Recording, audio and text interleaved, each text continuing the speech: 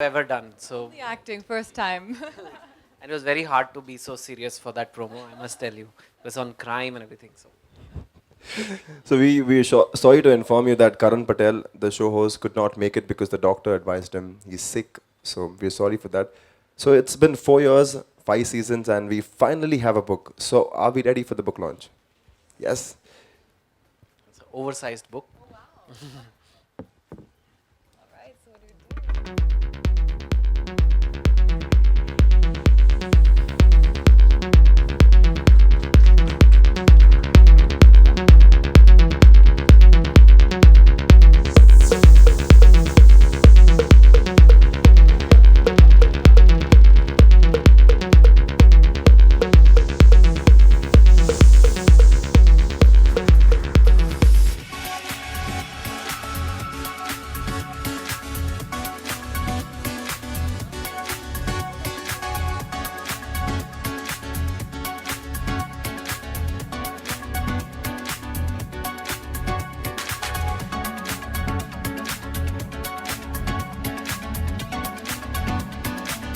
So Ira is the author of the book, and Chetan sir has given the foreword.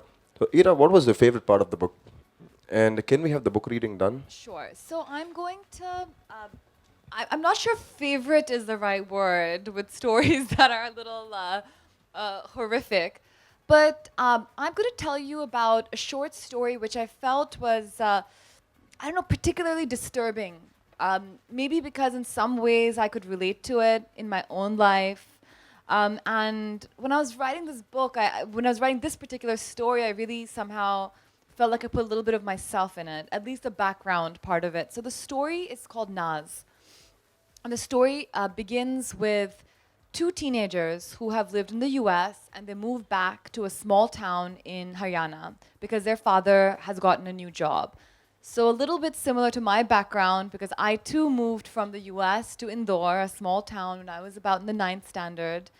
And so she moves to school, she goes to a junior college, and her brother, and it's very hard for them to make friends because they're these kids, they're from out of town, they're very different. All the kids in this town are pretty, small-minded. She doesn't speak Hindi very well. And her brother especially, he was very popular back in the US. He was a very good football player. And he comes back and it's hard for them to make friends. And the brother then falls into some bad company. It's a bunch of four boys, and they have a gang, and they're quite, they're bunking classes, they're always getting into trouble. One of the boys, his father's an important politician, so they can't kick him out of school. And so eventually, the brother makes friends with these kids, and they're always coming over to his house. And Naz, who is his sister, she's happy because she feels, wait, my brother's making friends, maybe these friends can be my friends as well. And so one day when she goes out, it's during her exams, her parents go for a wedding, she can't go because she has to take her exams. She goes out to pick up a movie, and in those days, you had those movie rental shops. So she goes out to pick up a movie to watch as a study break, and she bumps into these four boys. And when she comes back, they sort of invite themselves over to her house, these four boys, and they say, can we come over to watch the movie? And she says, okay. And when she does invite them, they start acting funny. As she watches the movie, and there's no one at home. Her parents and her brother have gone for the wedding. And then they rape her. They rape her that night, and when her parents come back, she's too embarrassed to tell them what has happened, and she goes into a depression. So, and this is a true story. So I'm going to just read a little bit of that section of what happened. So the story is told from two points of view, her brother's and hers. And so this is Naz. And Naz means pride. So the story also means how her own pride was broken by the injustice that was done to her.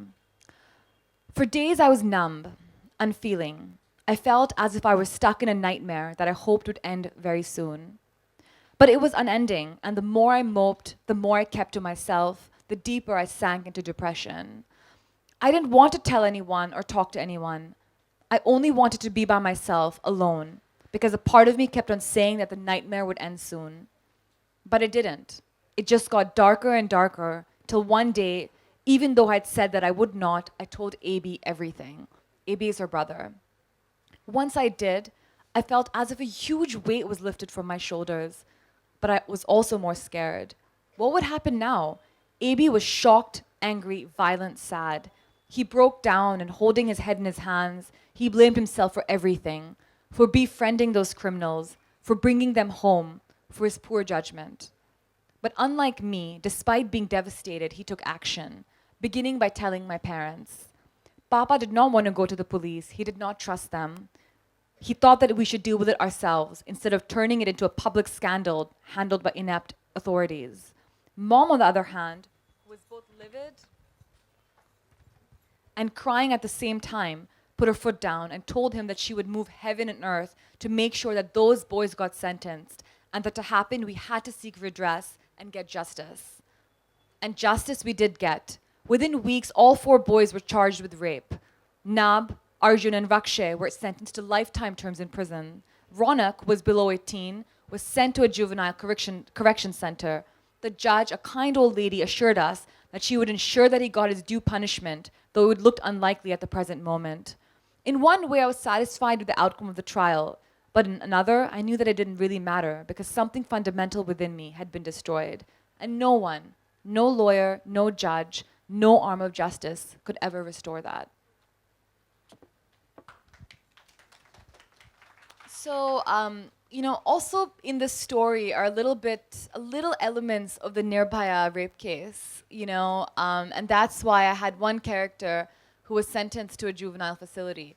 So, several of the stories are a little disturbing, but they're important stories to read, and they are educational and they're quite gripping. I'm not saying that these are really dark and you're going to get depressed if you read them. Don't think that. They are pretty gripping. They are pretty thrilling, and I do think that especially if you like crime stories, these are exciting to read as well. Interesting.